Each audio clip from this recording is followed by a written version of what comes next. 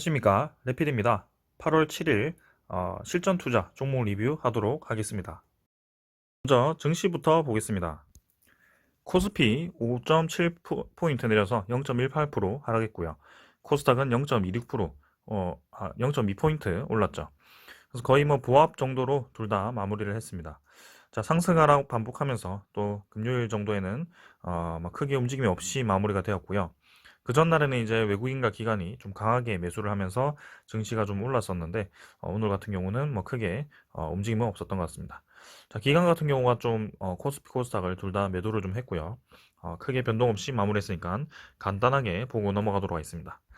자, 일단 네, 코스피 지수는 바닥을 기다가 결국에는 한번 21선과 61선 모인 지점에서 위로 한번 치고 나왔고요. 이제는 한번 치고 나간 이후에 자리를 좀 잡으면서 3250선, 원래 지지를 하던 그 라인에서 다시 이 주가를 형성하고 있습니다. 그래서 여기서 다시 한번 이제 N자로 좀 올라가 주게 된다면 3300선 넘어가 준다면 확실히 좀 좋을 것 같은데요. 이제는 이제 대형주들이 좀 힘을 내준다면 확실히 주가 지수가 좀 올라갈 수도 있을 것 같습니다. 자, 여전히 코로나 환자 수가 많이 나오고 있고, 전체적인 이 경기가 조금은 불안정하긴 하지만, 이제는 9월 달쯤에는 코로나 그 경구용 치료제죠. 3상이 좀 완료된다고 하고요.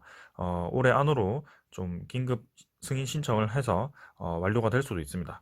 예, 그렇게 된다면 이제 코로나19에 대한 그런 전환점이 올 수도 있는 상황이기 때문에 조금은 더 지켜봐야 될 것 같고요. 확실히 이제 코로나가 확산됨에 따라서 델타 변이가 확산됨에 따라서 그 관련주들도 좀 좋게 진행이 되고 있고, 경기 회복 기대감에 대한 그 기대감으로 어느 정도 실적주들도 좀 회복세를 딛고 있는 그런 상황입니다. 그래서 만약에 이제 둘 다 상승하게 돼버린다면, 이전과 좀 다르게 둘 다 상승하게 돼버린다면 확실히 이 지수가 좀 치고 나갈 수 있는 상황이 될 것 같습니다. 자, 주봉, 월봉은 둘 다 고점 부근에서 양봉으로 밀어 올리고 있고요. 다행히 잘 버티고 있습니다. 자, 투자자 같은 경우는 기간이 2천억 정도를 매도했지만 그래도 전체적인 이 흐름 자체는 외국인도 그렇고 기관도 그렇고 매수로 최근에 많이 매수를 했습니다. 그래서 분위기는 괜찮다라고 말씀드리고 싶고요. 코스닥은 뭐 계속해서 치고 올라갑니다. 치고 올라가면서 또 고점 부근에서 이렇게 음봉을 눌리긴 했지만 결국에는 아래 꼬리 달면서 밀어 올렸거든요. 그래서 이런 움직임은 굉장히 나쁘지 않다. 그래서 좀 더 밀어 넣을 수도 있을 것 같고, 기관 투자자는 코스닥을 별로 매수하지 않습니다. 계속해서 매도를 하고 있고, 외국인 투자자가 이렇게 매수를 좀 들어오다 보니까 괜찮은 움직임이 지속되고 있습니다. 자, 그래서 코스닥도 한번 기술주, 그 다음에 코로나 관련주들이 다 같이 올라간다면 분명히 좋은 움직임이 나올 거라고 생각을 하고 한번 기다려 보겠습니다. 자, 그 다음에는 환율이고요. 환율도 뭐 1144원 계속해서 이제 뭐 한번 크게 올라간 이후에 21선을 하락 돌파하면서 어느 정도 이제 가격대를 또 형성을 한 것 같고요. 확실히 요때에 비해서 가격을 레벨업을 해서 위쪽에서 진행이 되고 있기 때문에 환율도 계속해서 치고 올라갈 수 있는 그런 추세에 있다. 그래서 지금 조금 단기 하락을 했지만 분명히 다시 올라가는 그런 흐름이 나올 거고요. 인플레이션에 대한 그런 금리 인상 조정이 나온다면 아무래도 달러는 더 강하게 움직일 가능성이 큽니다. 그래서 환율이 계속 올라가게 된다면 아무래도 우리나라 증시도 좀 부담스러울 수밖에 없는 상황인데요. 그것도 이제 주시를 해서 좀 지켜보도록 하겠습니다. 자, 나스닥 뭐 다우 선물 자체는 뭐 이렇게 나스닥은 좀 하락하면서 마무리를 했고요. 다우존스는 좀 상승을 했습니다. 그래서 좀 반대로 움직이긴 했지만 뭐 크게 움직임은 없었던 것 같고요. 월요일에 한번 월요일 장도 뭐 크게 움직임 없이 진행이 될 것 같습니다. 그다음에 채권 수익률을 좀 보면 미국 10년물 국채금리가 좀 급등을 했죠. 그래서 1.3%대까지 좀 올라갔습니다. 그래서 다시 한번 경기 회복에 대해서 또 힘이 바짝 들어가는 것 같고요. 여기서 이제 하락세를 멈추고 이제 N자로 반등을 해주는지 거기에 대해서 주목을 해야 될 것 같습니다. 자, 이렇게 갑자기 또 금리가 올라가게 된다면 인플레이션에 대한 또 그런 위기가 또 고조가 될 수 있기 때문에 거기에 대해서 좀 생각을 해야 될 것 같습니다. 자, 인플레이션이 또 이제 물가가 올라가기 시작한다면 아무래도 원자재 이 종목들이 또 올라가게 되겠죠. 한번은 지켜보겠습니다. 자, 오늘 종목은 요 정도로 보고 증시 요 정도로 보고 종목 보도록 하겠습니다. 먼저 두산 보겠습니다. 1,800원 상승해서 97,200원으로 마무리를 좀 했고요. 자, 제가 최근에는 이 종목들에 대해서 좀 신경을 좀 못 썼습니다. 최근에 좀 바빠가지고 이제 좀 오랜만에 좀 리뷰를 하는데요. 그 이후로 흐름이 좀 많이 나왔었네요. 일단은 두산 같은 경우는 11만 8천 원까지 좀 주가가 상승을 했다가 이렇게 하락을 했고 다시 한번 반등을 하는 그런 자리를 좀 잡은 것 같고요. 확실히 이제 시세를 좀 많이 주는 것 같습니다. 두산이. 자, 그래서 이전에 10만 원대에서 제가 리뷰를 좀 멈췄던 것 같은데 계속해서 이제 힘을 주면서 위로 치고 나가는 움직임이 인상이 깊고요.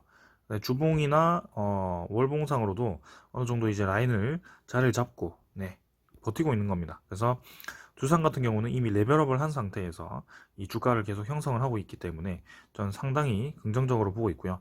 이 기관 투자자가 매수를 했을 때 두산이 올라가는 경향이 있었고요.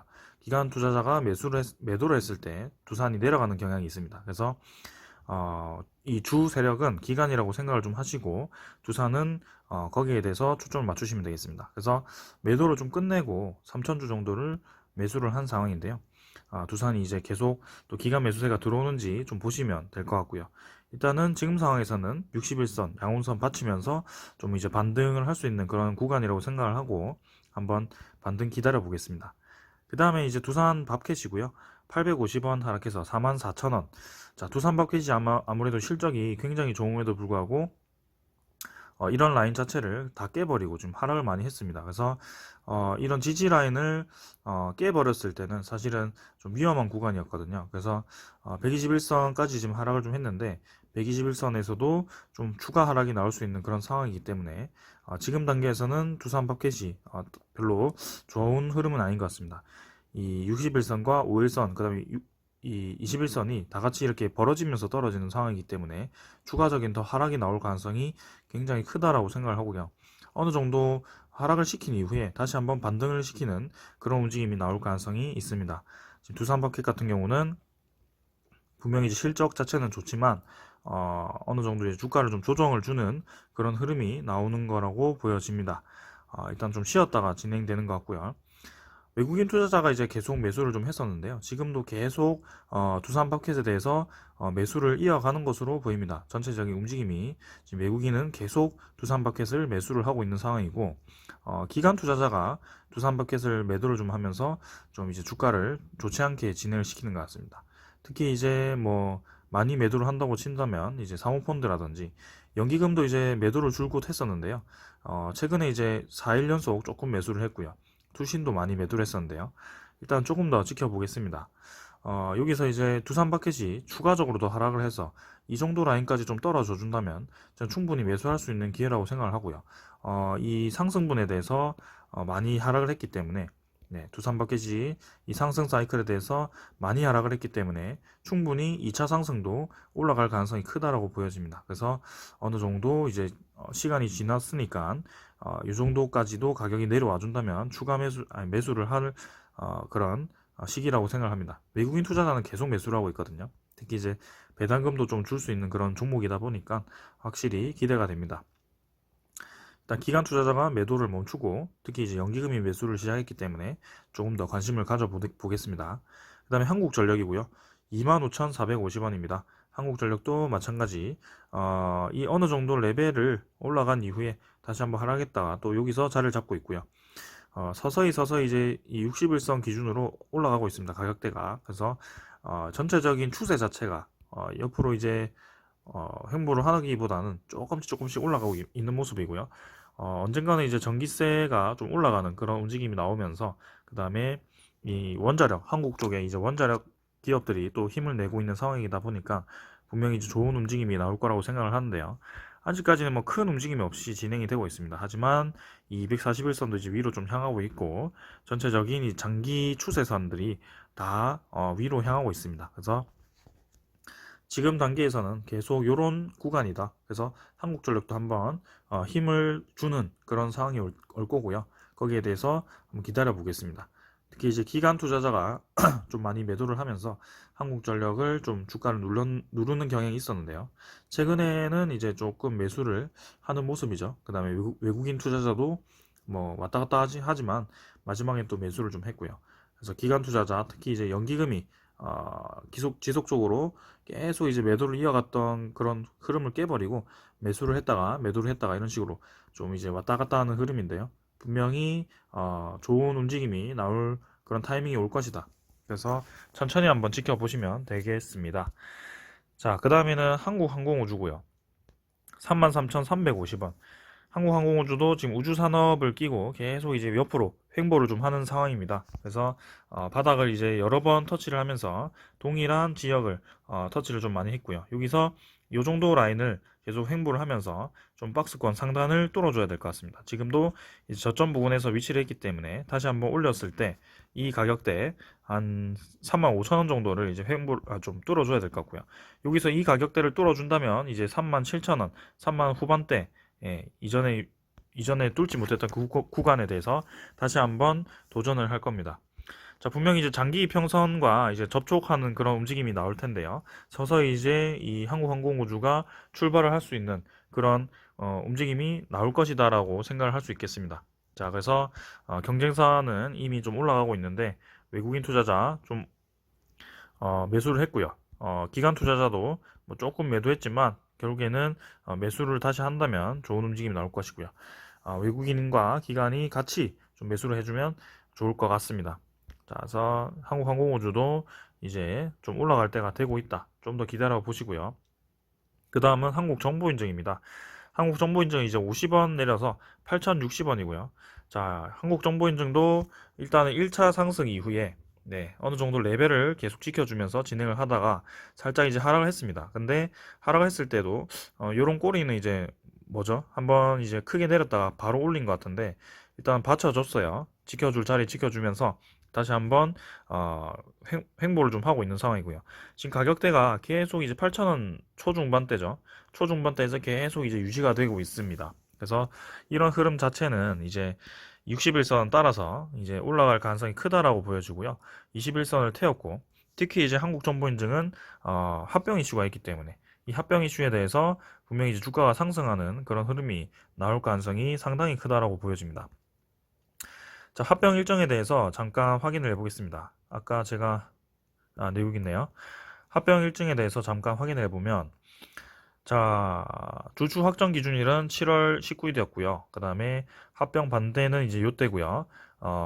주식 매수 청구권 이제 행사 기간이 8월 13일부터 9월 2일까지입니다. 이거는 이제 매수 청구권이라는 것이 그게 그 합병을 반대하는 사람들에 대해서 이제 돈으로 이제 준다는 거죠. 돈으로 돌려준다는 것인데 그 가격이 아마 상당히 낮을 겁니다. 그래서 그 가격보다는 이제 이 한국정보인증이 좀 높게 잡혀야 될 거고요. 그 다음에 이제 주식 그 합병 상장일이 신주의 상장 예정일이 10월 1일입니다. 네. 그래서 아직까지도 합병이 상장을 하려면 상당히 시간이 많이 필요하고요. 최근에 이제 제가 계속 매일매일 리뷰를 하는 종목 중에 하나가 두산중공업인데요. 뭐 다들 아실 겁니다.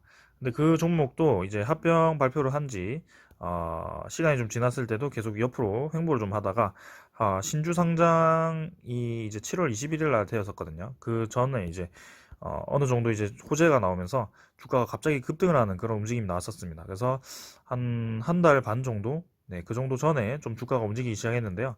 그쯤이 이제 매수 청구권 행사하고 그때쯤인 것 같습니다. 그래서 지금 한국정보인증도 분명히 한번 갑자기 좀 올라가는 그런 흐름이 한번 나오지 않을까라는 생각을 좀 하고 있는데요. 지금 주가를 보시면 계속 이제 더 이상 하락시키지 않고 잠깐 이제 떨어뜨렸다가 올리긴 하는데 분명히 이것도 뭔가 이 개미 털기라고 할까요? 한번 물량을 털기 위해서 작업을 한 것 같습니다. 그래서 다시 한번 크게 올라갈 것이다 라고 보여지고요. 2차 상승을 했을 때는 10,000원 이상으로 치고 날 가능성이 큽니다. 그래서 조금 더 좀 답답하시겠지만 시간을 가지고 기다려 보시면 저는 좋을 것 같습니다. 그래서 합병을 하는 종목들은 대부분 이제 상승을 했기 때문에 지금 합병 상장일이 좀 멀었기 때문에 이제 거의 2달 전이죠. 그래서 2달 전이기 때문에 한 주식 매수 청구권 행사 그쯤에 조금 변화가 있지 않을까라는 생각입니다. 자, 외국인은 24,000 주고요. 그래서 매도를 했고요. 그래서 뭐 크게 수급도 뭐 움직이는 수급이 없기 때문에 조금 더 기다려 보시는 게 좋을 것 같다라고 보여집니다. 근데 SCI 평가 정보 같은 경우는 좀 상당히 많이 내렸고요. 이미 저점을 하락 돌파를 했기 때문에 이런 상황에서는 움직임 자체는 좋지는 않습니다. 그래서 SCI 평가 정보는 이제는 리뷰를 하지 않겠습니다. 여기서는 이제 끝내는 게 맞고요.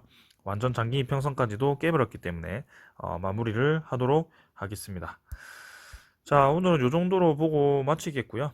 네, 어, 나머지 종목들도 지금 조금 더 시간이 필요한 그런 구간이라고 생각합니다. 두산마켓 같은 경우는 좀 매력적인 가격대까지 좀 하락이 나왔는데요. 조금 더 지켜봤다가 신규 매수라든지 추가 매수를 진행하면 될 것 같고요. 한국정보인증은 이제 합병에 대한 그런 상승분이 나올 차례다라고 생각을 합니다. 자, 오늘은 여기까지 하고 마무리하겠습니다. 감사합니다.